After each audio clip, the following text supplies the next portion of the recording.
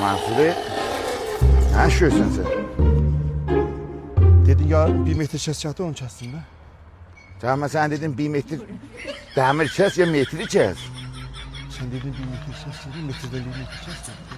Metri harda görsən kəsələcən? Dedim 1 metr demir kesecekti. Beni göreceksin.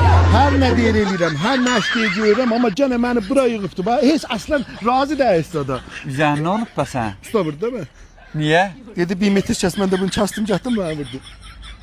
Abel fazon olsun gene öldürmeyip aman sürüp. Gid özün küfür ile da. Yok. Ben neynəsin buranın olsun. Özü dedi 1 metre kes değil mi? Ben özü dedim metri kes ya demiri.